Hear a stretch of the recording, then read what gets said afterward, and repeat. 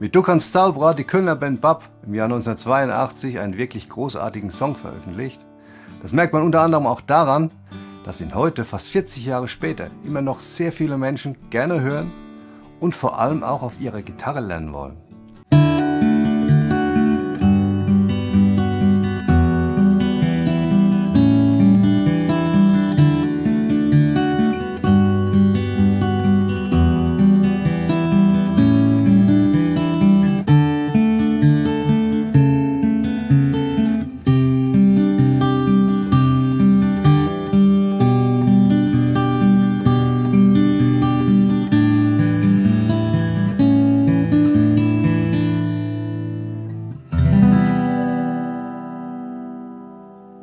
Hallo, Stefan Pietrek hier und willkommen zum neuen Tutorial. Ja, bei Du kannst Zaubern ist dem damaligen BAP-Gitarristen Klaus Häuser etwas gelungen, was das Ziel eines jeden ernsthaften Gitarristen ist. Denn das Gitarrenintro ist einem so geläufig, dass jeder sofort merkt, wenn man auch nur eine Kleinigkeit daran ändert. Und genau dieses Intro hat dadurch sicherlich auch einen großen Anteil am Erfolg des Songs. Es gibt allerdings eine Stelle, die in vielen Büchern und Transkriptionen oft falsch dargestellt wird.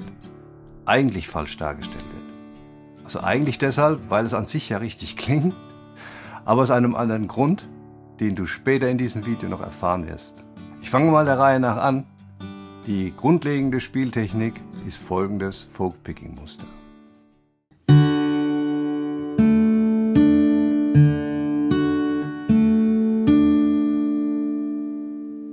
Solltest du dieses Picking-Muster noch nicht kennen, schau jetzt genau hin. Ich greife für dieses Beispiel einfach mal D-Dur, damit beginnt ja auch der Song, allerdings mit einem Hammering, das ich jetzt hier noch weglasse.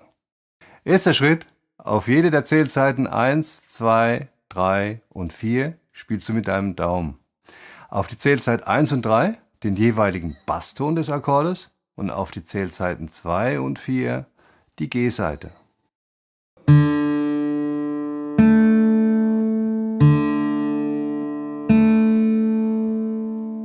Zweiter Schritt.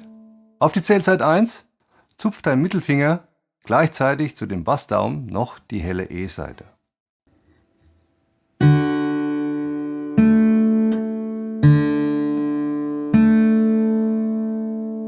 Auf 2 und zupft jetzt der Zeigefinger noch die B-Saite.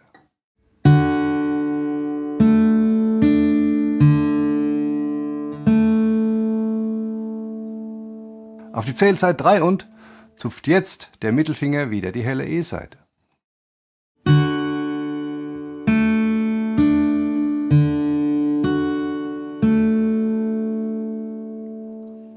Im fünften und letzten Schritt kommt auf die Zählzeit 4 und wieder der Zeigefinger dran mit seiner B-Saite.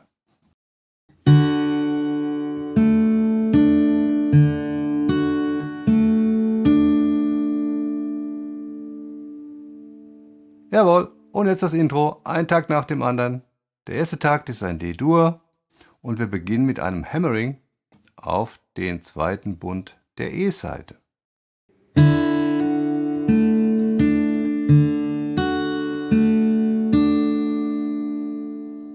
Den Mittelfinger auf der E-Saite kannst du dann liegen lassen und gehst mit dem Ringfinger auf den dritten Bund der tiefen E-Saite.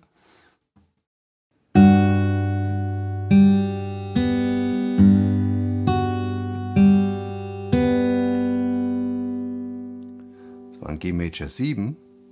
Im nächsten Takt lässt du den Mittelfinger liegen und greifst mit dem Zeigefinger auf den zweiten Bund der D-Saite zum E-Moll Ad 9.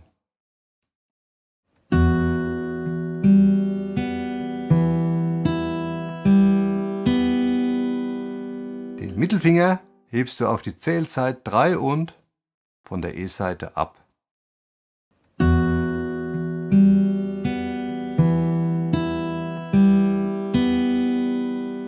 Und greifst damit im nächsten Takt auf dem zweiten Bund der B-Saite zum A7. In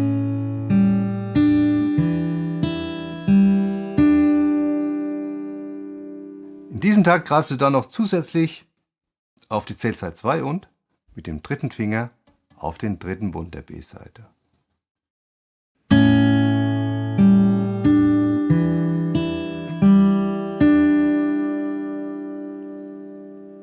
Die ersten 4 Takte im Zusammenhang.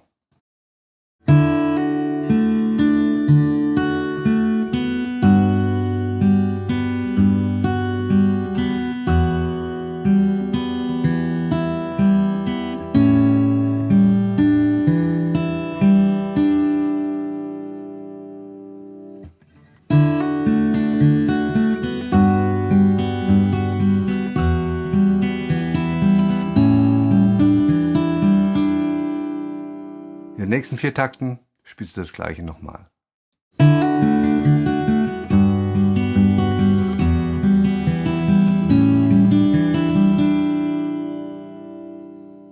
Dann geht's los mit einem D-Dur, allerdings mit dem kleinen Finger auf der hellen E-Saite im 5. Bund.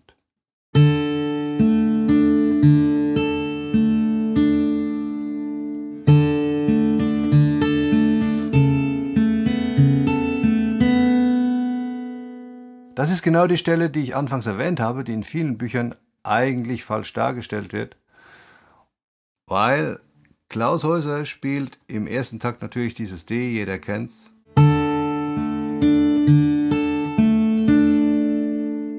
Im zweiten Takt nimmt er allerdings den kleinen Finger von der hellen E-Saite weg und greift mit dem Ringfinger den 4. Bund der A-Saite und spielt dann die leere E-Saite.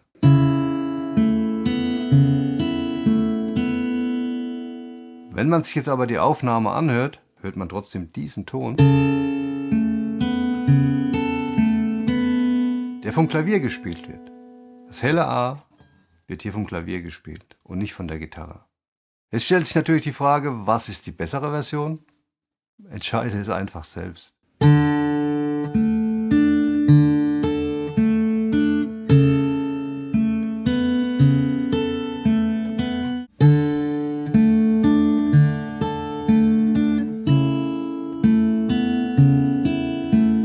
In den nächsten 2 Takten folgt ein C-Ad9.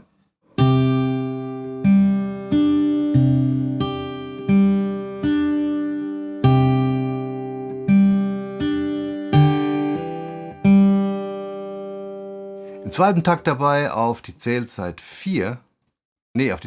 3 und ein Hammering mit dem Zeigefinger auf die D-Saite.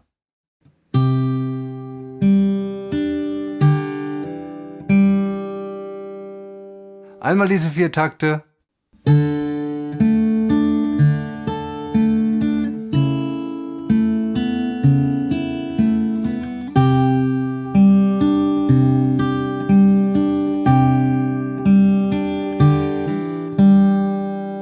Danach folgt ein G-Dur mit dem Basston B.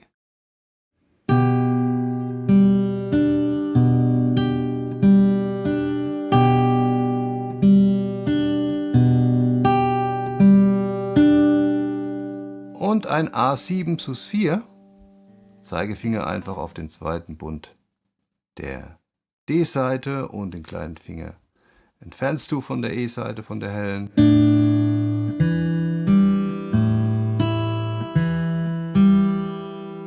Und noch ein A7 und wieder A7 sus 4.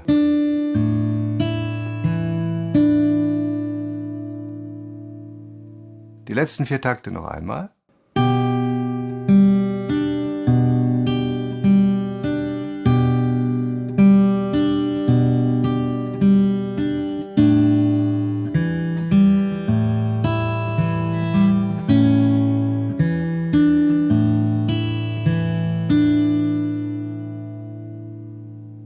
Das Intro einmal komplett.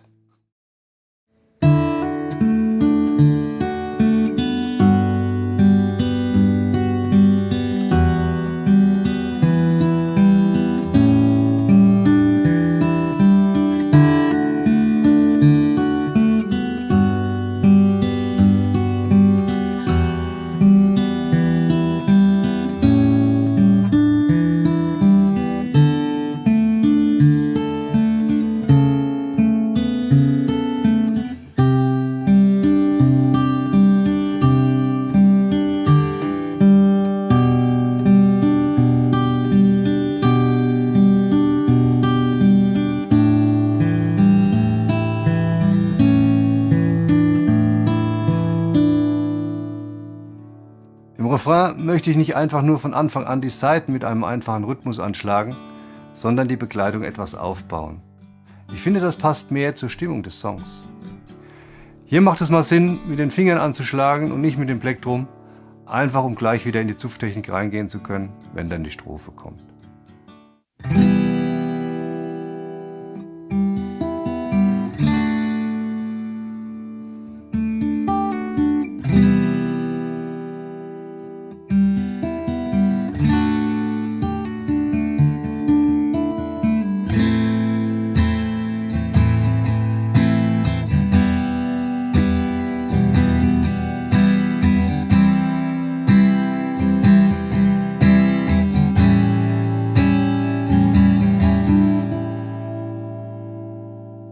Im ersten Takt spielst du ein C Major 7, hältst es in den zweiten Takt und auf die 2 im zweiten Takt fängst du an zu zupfen.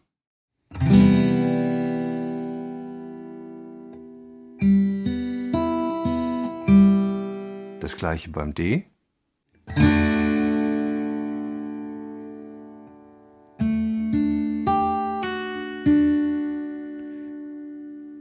Hier kannst du auch noch einen kleinen Pull-Off spielen. Mit dem kleinen Finger am dritten Bund.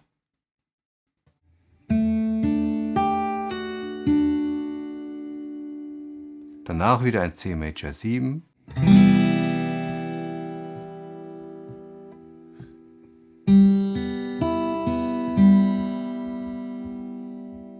Und wieder ein D-Dur.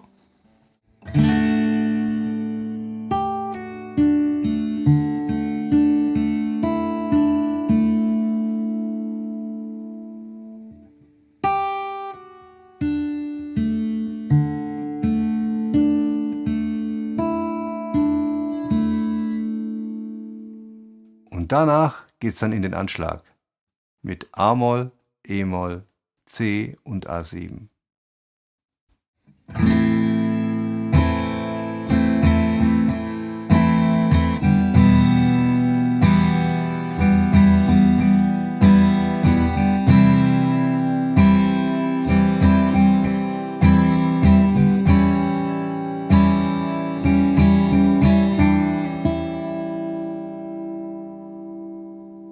Um einen passenden Übergang zu finden, zurück in die Strophe, spielst du dann einfach noch so eine kleine Spielerei beim A7.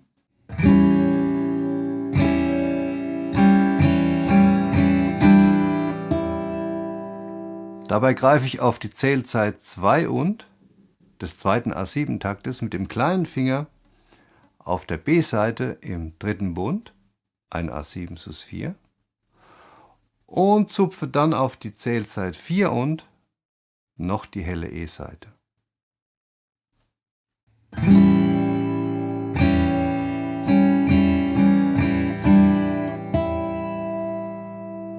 Okay, das war's von mir zu Du kannst Zauberer von Bab. Ich hoffe, das Tutorial hat dir gefallen. Denk an deinen Daumen, denk an dein Abo und denk an einen Kommentar. Ciao, bis zum nächsten Video.